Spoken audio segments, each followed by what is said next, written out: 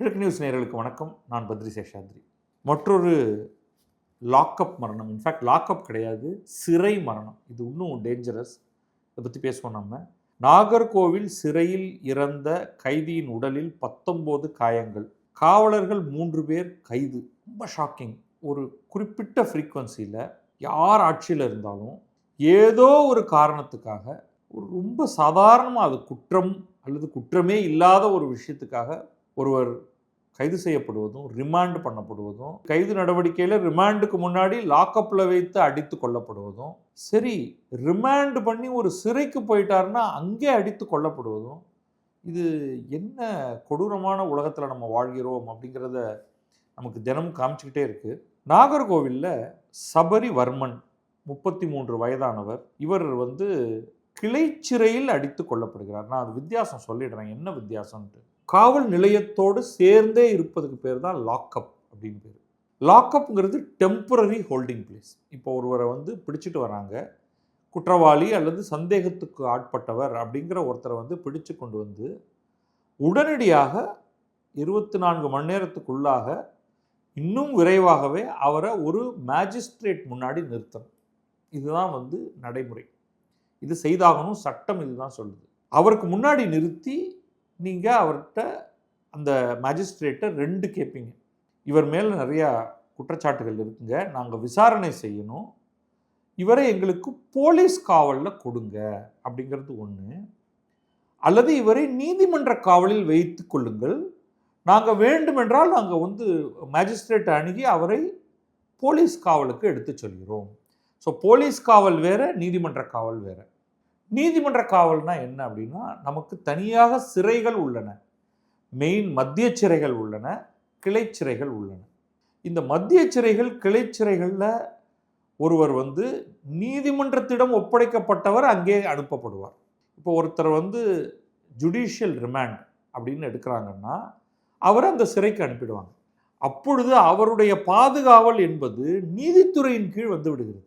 இந்த சிறைகள் எல்லாமே அதுக்கு தனியாக சிறைத்துறை, அதுக்கு ஒரு டைரக்டர் ஜெனரல் இருப்பார், அதுக்கு கீழே ஐஜி, இந்த மாதிரியான பதவிகள் இருக்கும்.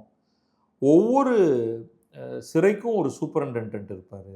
கிளைச்சிறைக்கு அதே மாதிரி இருப்பாங்க. அவர்களுக்கு நீ என்ன குற்றம் செய்தாய் அப்படின்னு கேட்கறதுக்கோ இல்லை அவர்களை குறுக்கு விசாரணை செய்வதற்கோ எந்த அதிகாரமும் கிடையாது. அவங்களுடைய ஒரே வேலை கைதிகள் பத்திரமாக பாதுகாக்கப்படணும், அவர்களுக்கு உணவு கொடுக்கணும், அவர்கள் அந்த இடத்திலிருந்து தப்பித்து போகாமல் இருக்க வேண்டும், இவ்வளோதான். அதில் கொலை செய்தவரும் இருக்கலாம், நிறைய திருடியவர் இருக்கலாம், ஒரு சாதாரண சந்தேகத்தின் பேரில் ஜுடிஷியல் ரிமாண்டில் இருக்கலாம். விசாரணை கைதி அப்படின்னு சொல்லுவோம். விசாரணையே முடியல, அவர் குற்றம் சாட்டப்பட்டு ஒரு நீதிமன்றத்தால் தண்டனை கொடுக்கப்பட்டு தண்டனை அனுபவிப்பவரும் அங்கே இருக்கலாம். அல்லது விசாரணை பீரியடே இன்னும் முடிஞ்சு அவருக்கு நீதிமன்றத்தில் தண்டனை கொடுக்கப்படாத காலகட்டத்தில் இருக்கக்கூடிய விசாரணை கைதியும் அங்கே இருக்கலாம். என்ன வித்தியாசம் இருக்கும்னா, விசாரணை கைதி அவரே கொண்டு வந்திருக்கக்கூடிய ஆடைகளை அணிந்து கொள்ளலாம். அவருக்கு தண்டனை கொடுக்கப்பட்ட கைதிக்கு சிறைக்கான யூனிஃபார்ம் இருக்கும். சரி, இதெல்லாம் மைனர் இஷ்யூ. இதர்வே இவர்களில் யாரையும் தொடுவதற்கு கூட, நீங்கள் வெளியிலையாவது லாக்அப்லையாவது போலீஸ் விசாரணை அப்படின்னு ஒன்று இருக்குங்க, அதனால அவர் என்ன குற்றம் செய்திருக்கிறார்னு அவரை தோண்டி துருவாங்க, அவர் பதில் சொல்லலைன்னா அவரை அடிப்பாங்க அப்படின்னு அடிப்பதற்கான ஒரு முகாந்திரத்தையாவது ஏற்படுத்தலாம். அங்கேயும் அடிக்கக்கூடாது. பல்வேறு நீதிமன்றங்கள், உச்ச நீதிமன்றம் வரை இதை தெளிவுபடுத்தி விட்டன. அடிக்கக்கூடாது, எந்த கைதியையும் அடிக்கக்கூடாது, டார்ச்சர் பண்ணக்கூடாது. ஆனால் விசாரணையின் போது ஒருவர் உண்மையை சொல்ல வேண்டும் என்பதற்காக அவரை ஃபிசிக்கல் வயலன்ஸ் அங்கே நடப்பதற்கான வாய்ப்பாவது உண்டு. அவர் சிறைக்கு போனதுக்கு பிறகு அவரை ஏன் அடிக்கணும்? எப்போ அவர் முரட்டுத்தனமாக இன்னும் 4 பேர் அவர் போட்டு அடித்தாருன்னா சுற்றி இருக்கிற கைதிகளை, அப்போ அவரை ரெஸ்ட்ரெயின் பண்ணுறதுக்காகவாவது இது மாதிரி ஏதாவது செய்யலாம். மற்றபடி அங்கே இருப்பவருக்கும் அந்த சிறையுடைய பாதுகாப்பை உறுதி செய்யக்கூடிய சிறை காவலர்களுக்கும் ஒரு தகராறும் இல்லை. வாய்க்கால் வரப்பு தகராறுன்னு சொல்கிறோமே, அப்படி ஒன்றும் கிடையாது. அப்படி இருக்கும்பொழுது இவர்கள் அவர் மீது ஏன் கையை வைத்தார்கள் அப்படின்னு எனக்கு தெரியல. ஃபேக்ட் என்ன அப்படின்னு பார்ப்போம். நமக்கு இது வரைக்கும் தெரிஞ்சது, நாகர்கோவில் கிளைச்சிறையில் கைதி அடித்து கொலை செய்யப்பட்டது பிரேத பரிசோதனை அறிக்கையில் உறுதியானது. இப்போ போஸ்ட்மார்ட்டத்தில் வந்துருச்சு. அடித்ததனால் தான் இறந்திருக்கிறார்னு. இதை அடுத்து சிறை காவலர்கள் 3 பேர் நேற்று இரவு கைது செய்யப்பட்டனர். அவர்கள் ஏற்கனவே பணியிடை நீக்கம் பண்ணியிருந்தாங்க, இப்போ கைதும் பண்ணிட்டாங்க. சிறை காவலர்கள், அதனால தான் டிஸ்டிங்விஷ் பண்ணுறதுக்காக நார்மல் லா அண்ட் ஆர்டர் காவலர்கள்லேருந்து இவர்களுக்கு வித்தியாசம் இருக்குது. இவர்கள் சிறையில் இருக்கக்கூடிய சிறைத்துறையுடைய காவலர்கள். இப்போ பேக்ரவுண்ட் என்னென்னா, இவர் வந்து குமரி மாவட்டம் ஈத்தங்காடு பகுதியைச் சேர்ந்தவர். பேர் சபரிவர்மன், வயது 33. இவர் தனது வீட்டின் அருகே பெட்டிக்கடை நடத்தி வந்தார். இது வந்து உதயநிதி ஸ்டாலினுடைய ஸ்டேட்மெண்ட், அதெல்லாம் பின்னாடி படிக்கிறேன். அதில் இவரை வந்து அவர் வந்து ஒரு மாற்றுத்திறனாளின்னு வேற அடையாளப்படுத்துகிறார். மாற்றுத்திறனாளின்னா ஃபிசிக்கலி சேலஞ்சு, ஏதோ உடலில் அவருக்கு ஏதோ குறைபாடு இருக்குது, கை கால் ஏதோ ஒரு குறைபாடு இருக்குது. அவர் வீட்டின் அருகே பெட்டிக்கடை நடத்தி வந்தார். கடந்த 9ஆம் தேதி, ஸோ இதெல்லாம் நடந்து ஒரு வாரத்துக்கு மேலே ஆகுது. 9ஆம் தேதி சபரிவர்மன் கடையில் புகையிலை பொருட்கள் இருந்ததாக கூறி போலீசார் அவரை கைது செய்து நாகர்கோவில் கிளைச்சிறையில் அடைத்தனர். புகையிலை பொருட்கள்னா குட்கா, இந்த மாதிரி ஏதோ பொருள். இதெல்லாம் வந்து உண்மையிலேயே கைது செய்ய வேண்டிய ஒரு குற்றமே கிடையாது, போதை மருந்து கிடையாது. புகையிலைங்கிறது லோ கிரேட். நீங்கள் அதை எல்லாத்தையும் பறிமுதல் பண்ணிட்டு நீங்கள் அவருக்கு வந்து ஒரு ஈவன் அவர் மேலே கேஸ் போடுங்க, சார்ஜ் ஷீட் கொடுங்க, அபராதம் போடுங்க. இதெல்லாம் இதுக்கு எதுக்கு சிறையில் கொண்டு போய் அடைக்கணுங்கிறதே எனக்கு முதல்ல புரியல. அதையும் ஒரு மேஜிஸ்ட்ரேட் வந்து இதை அக்செப்ட் பண்ணியிருக்காரு பாருங்களேன். ஏன்னா இவர் போயிருக்கிறது நாகர்கோவில் கிளைச்சிறை. ஸோ இவரை வந்து ஜுடிஷியல் ரிமாண்டு கொண்டு போய் விட்டுருக்காங்க. ஜுடிஷியல் ரிமாண்டில் அவங்க வந்து ஜுடிஷியல் ரிமாண்டை வந்து நாகர்கோவில் கிளைச்சிறைக்கு அனுப்பியிருக்காங்க. அப்படி தான் நான் வந்து யூகிக்கிறேன் இந்த இடத்துல. இதுக்கு எதுக்கு பண்ணணும்னு எனக்கு புரியல. சிறையில் சபரிவர்மன் நேற்று முன்தினம் காலை திடீரென மயங்கி விழுந்தார். உடனடியாக சிறை அலுவலர்கள் அவரை ஆசாரிப்பள்ளம் அரசு மருத்துவக் கல்லூரி மருத்துவமனைக்கு கொண்டு சென்றனர். அங்கு அவரை பரிசோதித்த மருத்துவர்கள் அவர் ஏற்கனவே இறந்து விட்டதாக தெரிவித்தனர். அவரது மரணத்தில் சந்தேகம் இருப்பதாகவும் உடலை பார்க்க வேண்டும் என்றும் உறவினர்கள் போராட்டத்தில் ஈடுபட்டனர். எஸ்பி ஸ்டாலின், நீதிபதி ஆகியோர் மேஜிஸ்ட்ரேட்டாக இருக்கும், நேற்று நாகர்கோவில் கிளைச்சிறையில் சிறை காவலர்கள் மற்றும் சக கைதிகளிடம் விசாரணை நடத்தினர். இதற்கிடையில் சபரிவர்மனின் உடலில் காயங்கள் இருப்பதாக பிரேத பரிசோதனையில் தெரிய வந்தது. இதனால் சபரிவர்மன் உறவினர்கள் அவரது உடலை பெற்றுக்கொள்ளவில்லை. இதனிடையே சபரிவர்மன் உடலில் 19 இடங்களில் காயங்கள் இருந்ததும் அவரது மரணத்துக்கு அதுவே காரணம் என்பதும் பிரேத பரிசோதனை அறிக்கையில் உறுதியானது. இதையடுத்து நாகர்கோவில் கிளைச்சிறை தலைமை காவலர் ஜெகன், முதன்மை தலைமை காவலர் திருமலை நம்பி, சிறை காவலர் சிவக்குமார் ஆகிய 3வரும் நேற்றிரவு கைது செய்யப்பட்டனர். இதுதான் வந்து எனக்கு ரொம்ப ஷாக்கிங்காக இருக்குது. எது உந்துச்சு இவங்களை இப்படி போட்டு அடித்து நொறுக்கணும் அப்படின்ட்டு, கொலை செய்யணுங்கிறது ஒரு சிறை காவலருக்கு இதில் என்ன நிஜமாக எனக்கு புரியல. வேறு ஏதோ விஷயம் ஏதோ இருக்குது, என்னன்னு தெரியணும். இதுக்கு வந்து அஃப்கோர்ஸ் எல்லா தலைவர்களும் கடுமையாக கண்டித்திருக்கிறார்கள். நான் சிலது டீட்டெயில்டாக படிக்கிறேன், சிலதை மேலோட்டமாக படிச்சிடுறேன். உதயநிதி வந்து ஒரு எக்ஸ் வலைத்தளத்தில் எல்லாருமே இன்றைக்கி வந்து அறிக்கைகளாகவும் எக்ஸ் வலைத்தளத்திலையும் தெரிவிச்சிருக்காங்க.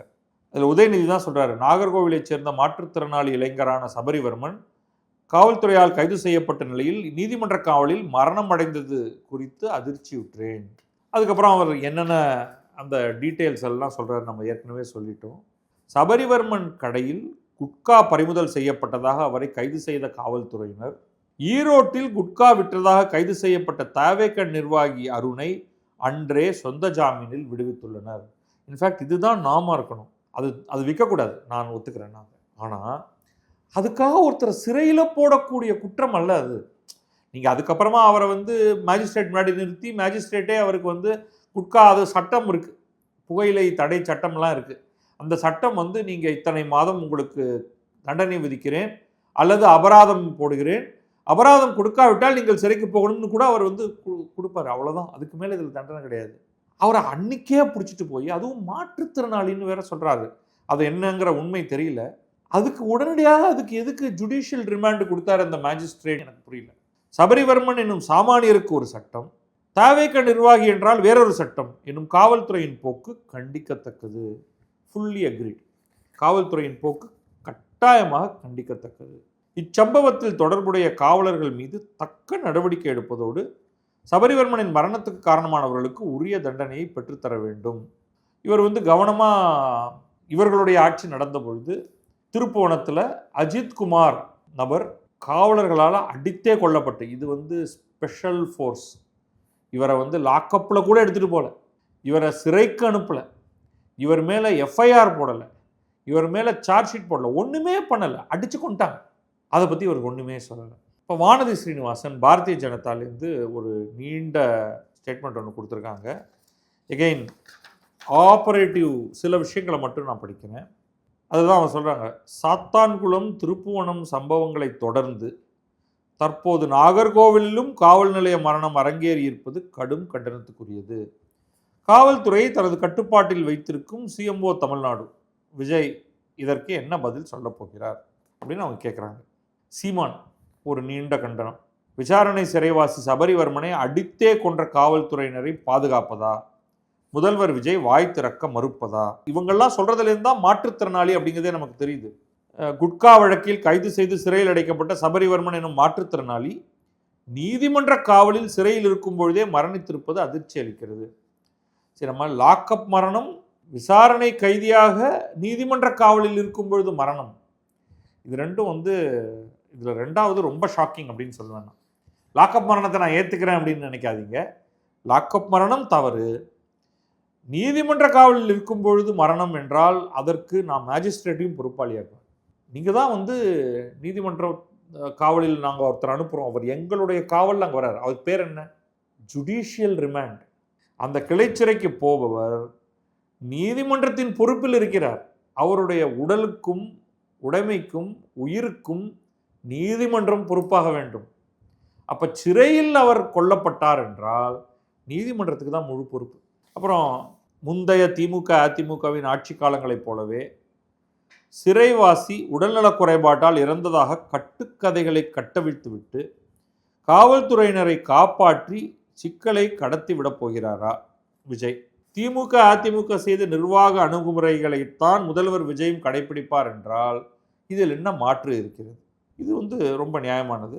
அஃப்கோர்ஸ் இந்த குற்றம் சாட்டப்பட்டவர்கள் மீது நடவடிக்கை எடுக்க மறுப்பதுலாம் சொல்கிறாங்க. அப்படி இல்லை, அரெஸ்ட் பண்ணிட்டாங்க அப்படிங்கிறது தெரியுது.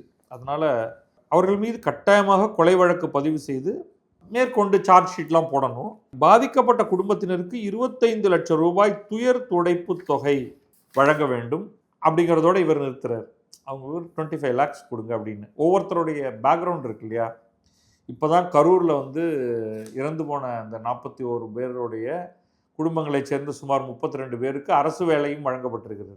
அதனால் இவர் சீமான் அதை கடுமையாக எதிர்த்தவர், அந்த வேலை கொடுப்பதை எதிர்த்தவர். அதனால் இந்த இடத்துல இழப்பு தொகை கொடுங்க அப்படின்னு சொல்லியிருக்காரு. ஆனால் பிரேமலதாவுக்கு அந்த மாதிரி பிரச்சனை எதுவும் இல்லை. பிரேமலதா விஜயகாந்த் என்ன சொல்கிறாங்க அப்படின்னு பார்த்துருவோம். குட்கா புகையிலை பொருட்கள் விற்றதாக கூறி ஜூலை 9 அன்று கைது செய்யப்பட்டார். ஜூலை 13 அன்று காலை சிறையில் அவர் மர்மமான முறையில் உயிரிழந்தார். இப்போ 3 காவல்துறை அதிகாரிகள் பணியிடை நீக்கம் செய்யப்பட்டிருக்கின்றனர். நமக்கு தெரியும் இப்போ அவங்க அரெஸ்ட்டும் ஆயிட்டாங்க அப்படின்ட்டு. அப்புறம் நீட்டமாக காவல்துறையை தன் கட்டுப்பாட்டில் வைத்திருக்கும் தமிழக முதல்வர் அவர்கள் இந்த கொடூரமான குற்றத்தில் ஈடுபட்டவர்கள் யாராக இருந்தாலும் அவர்கள் மீது எவ்வித பாரபட்சமும் இன்றி அவர்களுக்கு ஆயுள் தண்டனை வழங்கப்பட வேண்டும். இந்த சம்பவத்தில் உயிரிழந்தவரின் குடும்பத்தினருக்கு இரங்கலையும் அனுதாபத்தையும் தெரிவித்துக் கொள்கிறோம். உயிரிழந்தவர் குடும்பத்தில் ஒருவருக்கு அரசு வேலையும் ரூபாய் 25 லட்சம் நிவாரணத் தொகையும் தமிழக அரசு உடனடியாக வழங்க வேண்டும் என கேட்டுக்கொள்கிறோம். உண்மையில் இவங்க கரூர் சம்பவத்தில் பலருக்கு அரசு வேலை வழங்கிய காரணத்தினால அது கோர்ட் அதை எக்ஸாமின் பண்ணிட்டு இருக்குங்கிறது ஒரு பக்கம் இருக்கட்டும். இந்த 25 லட்சம் நிவாரணத் தொகையும் அரசு வேலையும் அப்படிங்கிறது ஒரு ஸ்டாண்டர்ட் பேக்கேஜ் ஆயிடுச்சு. அது நியாயமும் கூட, கொடுத்து தான் ஆகணும் இப்பொழுது இருக்கக்கூடிய அரசு.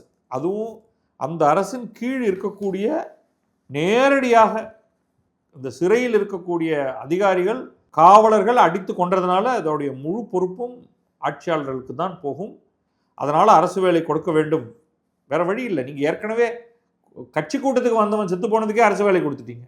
நயனார் நாகேந்திரன் பாரதிய ஜனதா தலைவர், தாவேகா ஆட்சியிலும் தொடர்கிறதா லாக்அப் மரணங்கள், விசாரணை வேண்டும், சேம் ஸ்டாண்டர்ட். பட் இவருடைய எக்ஸ்ட்ராவா இவர் என்ன சொல்றாரு அப்படின்னு பார்ப்போம். தமிழக காவல்துறையினரால் கைது செய்யப்படுபவர்களுக்கு அவ்வப்போது கை கால்களில் எலும்பு முறிவுகள் ஏற்படுவதும், பாத்ரூமில் வழுக்கி விழுந்து விட்டதாக காவல்துறை அதை மழுப்புவதும், கைதிகள் செல்லும் கழிவறைகள் மட்டும்தான் எப்பொழுதும் வழுக்குமா என நீதிமன்றங்கள் கண்டிப்பதும் தொடர்கதையாகி வரும் நிலையில் காவல் நிலையங்களில் ஏற்படும் மரணங்களை நம்மால் எளிதாக கடந்து விட முடியவில்லை.